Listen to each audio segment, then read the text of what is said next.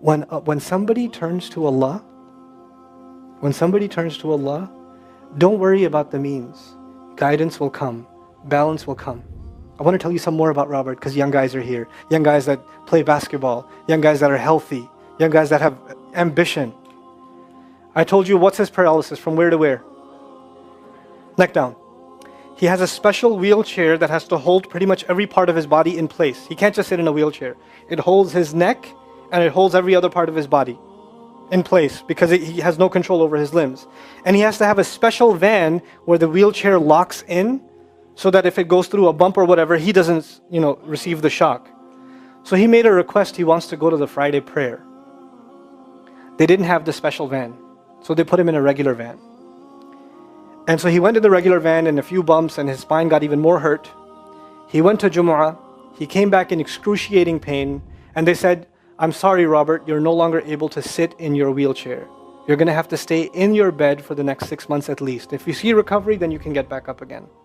I met him in that span. He had already been in that bed for 3 months already. And the reason he was in that bed is he went to the Jumu'ah prayer. And he told me about the Jumu'ah prayer. He said, I've never felt more peace in my life than I was in that masjid. And you know what I'm going to do, Brother Nauman? When I can sit in my chair again, I'm going to go to Jumu'ah. I'm going to go to the masjid because I've never felt like that before. There's someone who has nothing but control over his mouth and his eyes. And he says, I only find peace in the masjid. And here we are. These masajid, I don't care what ideology, what school of thought, what they're talking about in the masjid, what fitna is there. I don't care. It's still Allah's house. Just go to pray. Don't go there to talk to people. Go there to talk to Allah. Just go to talk to Allah. You're just going for you and Allah. That's it. That's it. Other things will come, but you're not going for them. You're just going there to find peace. You'll become different people. If Allah can guide Robert Davila, Allah guide everybody. And then he said, sometimes I wonder why Allah put me in this position. And then I say to myself, what am I kidding? Allah has given me so much. I am so grateful for what He gave me. And if this is the way He was going to bring me to Islam, it's all worth it. So worth it. You have Muslims that lose a little bit of health and they say, why is Allah doing this to me? And this man, if you would think, nowadays atheists argue because of suffering, there's no God.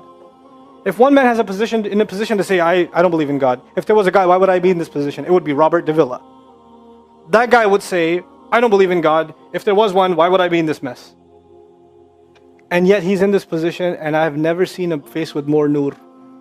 Never. I've never seen a face that has more contentment on it. He's so satisfied with life. He's so happy. He's just happy. The last 7 or 8 khutbahs I've given are actually based on one sentence each on one sentence that he said in his conversation.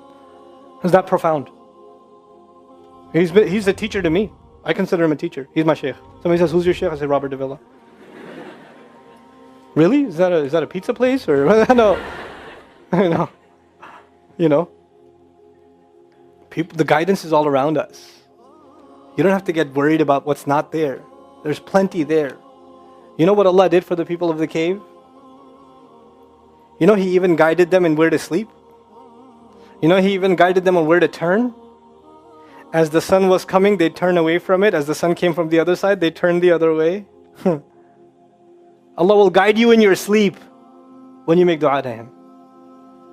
He'll even guide you in your sleep. Every toss and turn will be guided by Allah. Can you imagine? We shouldn't be skeptical in Allah's guidance. We shouldn't worry about how am I going to find balance. No, that's Allah's job to guide you. Your job is to talk to Him. Your job is to get sincere. That is the message I have for you. That is how we're going to find balance. Honestly.